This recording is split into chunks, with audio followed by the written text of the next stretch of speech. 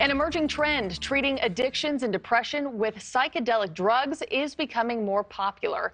One clinic in New York City is using ketamine as an alternative treatment for alcohol and other addictions.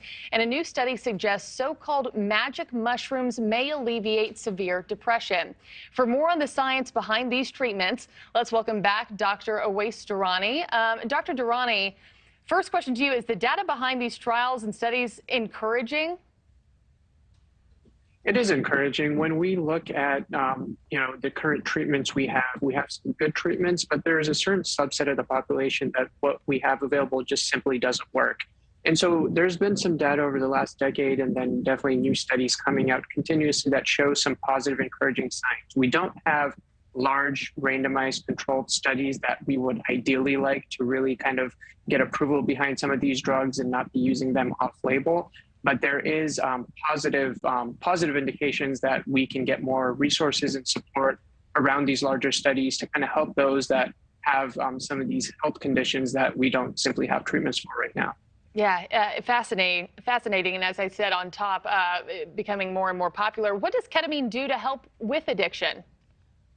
Yeah, so ketamine's a medication that's used for a wide variety of things. In the ER, the most common thing we use it for is if you are sedating someone to do a procedure. You can use it for pain control. It acts on various receptors in the brain, and what we've found is that even a lot of these studies have been conducted on ER patients that get ketamine for unrelated reasons like pain, and then they follow them, and they've noted that studies show that things like depression, anxiety, those rates improve in that group. And so we don't really have the exact mechanism of why this improvement happens, which is why we need more studies and want to make sure that there's no negative, harmful effects to it. But there are those kind of initial indicators that these groups of patients who get this medication helps. But pain and sedation is what we use it for most commonly. And it's exciting to see that this relatively safe drug can now be potentially used for these mental health conditions, anxiety, schizophrenia, depression that could really benefit from them. And one last question on the topic, magic mushrooms. How could the hallucinogen within these psychedelics treat depression?